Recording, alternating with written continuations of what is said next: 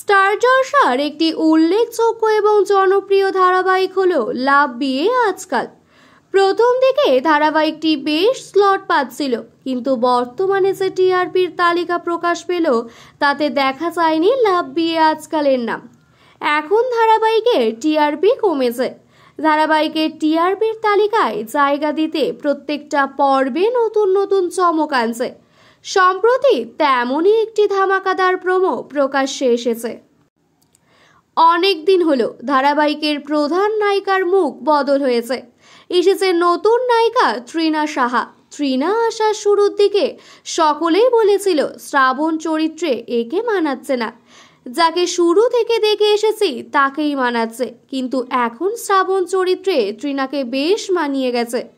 সকলেই তার অভিনয়ের প্রশংসা করেছেন। বর্তমানে ধারাবাহিকে দেখা যাচ্ছে ওম আর শ্রাবণের নতুন করে আবার বিয়ে হয়েছে। শ্রাবণ সকলকে নিয়ে মিলেমিশে একসাথে আনন্দ করছে। ফুলসজ্জার দিন বসেছে বাড়িতে গানের আসর। আর এই সময় ওম ড্রিঙ্ক করে মাতলামি করতে করতে ৩-৪টে মেয়েকে নিয়ে বাড়িতে প্রবেশ করে। এরপর শ্রাবণ কিভাবে সবকিছু মেনে নেবে তার উত্তর মিলবে আগামী এপিসোডে। এর মাঝেই চলে এলো ধারাবাহিকের নতুন প্রোমো ভিডিও, যেখানে দেখা যাচ্ছে শ্রাবণ মন দিয়েছে ব্যবসার কাজে। সেখানে পৌঁছে যায় ওম। ওমকে দেখে শ্রাবণ মনে মনে বলতে থাকে, আমি সত্যিই ভালোবেসে ফেলেছি আপনাকে। আর তারপরই দেখা যায় ওম বলছে, স্বপ্নেও ভেবো না আমাকে আপনার পাশে পাবে। এরপরই দেখা যায় ওম বলছে, ওয়ার্ল্ডম্যানকে দেওয়া কথা না রাখতে পারলে?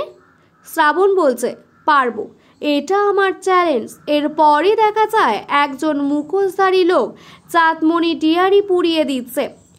এই পরিস্থিতিতে শ্রাবণ ওমকে ডাকে। ওম কি তার পাশে দাঁড়াবে? তা প্রোমোতে দেখা যায়নি, কিন্তু ওম তো বলেছে শ্রাবণকে তার পাশে সে ওমকে পাবে না। তাহলে কি হবে? এর উত্তর মিলবে আগামী এপিসোডে।